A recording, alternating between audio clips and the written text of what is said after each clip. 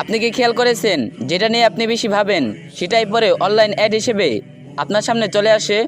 যদি এমনটি হয় আপনার সাথে, তাহলে বুঝে নেবেন ইলুমিনাতি আপনার ব্রেনকে অলরেডি ট্যাগ করে নিচ্ছে। ইলুমিনাতি এক ধরনের গোপন সংগঠন। এই ধরনের গোপন সংগঠনগুলো আধুনিক প্রযুক্তি ব্যবহার করে মানুষের চিন্তা নিয়ন্ত্রণ বা ডেটা ম্যানিপুলেশনের যে চেষ্টা করছে, তা বর্তমান সময়ের এক জটিল বাস্তবতা। ইসলামের দৃষ্টিতে কিয়ামতের আগে ফিতনার বিস্তার এবং মানুষের ঈমান নিয়ে সিনেমিনি খেলার যে সতর্কবার্তা দেওয়া হয়েছে, তার সাথে এই বিষয়গুলোর এক গভীর সম্পর্ক রয়েছে। বর্তমান বিশ্ব এক ভয়ঙ্কর ফিতনার মধ্য দিয়ে যাচ্ছে। আপনি যাই ভাবছেন তাই ডিজিটাল পর্দায় ভেসে উঠছে। এটি কেবল প্রযুক্তি উৎসর্গ নয়, বরং মানুষের ফ্রি উইল বা স্বাধীন ইচ্ছাকে হ্যাক করার এক সুগভীর ষড়যন্ত্র।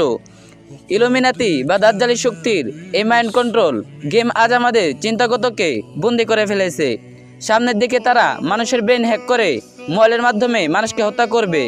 রাসূল সাল্লাল্লাহু আলাইহি ওয়াসাল্লামের ভবিষ্যৎবাণীতে এমন এক সময়ের কথা বলা হয়েছে যখন ফিতনা বৃষ্টির মতো মানুষের ঘরে ঘরে প্রবেশ করবে।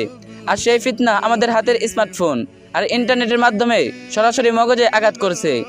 তারা চায় আমরা যেন আমাদের বিবেচনাবোধ হারিয়ে তাদের ইশারায় চলি। ইমানে সচেতন প্রযুক্তির এই মায়াজাল আসলে ইমান চুরির এক আধুনিক ফাঁদ, গোপন নিয়ন্ত্রণ।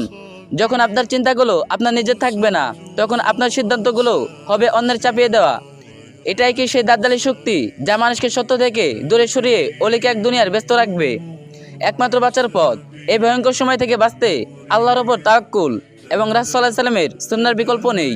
সূরা কাহফের নিয়তি আমল এবং ডিজিটাল আসক্তি থেকে নিজেকে মুক্ত রাখা এখন সময়ের দাবি। মনে রাখবেন, তারা হয়তো আপনার ব্রেন হ্যাক করার ক্ষমতা রাখে, কিন্তু খাঁটি মুমিনের কাল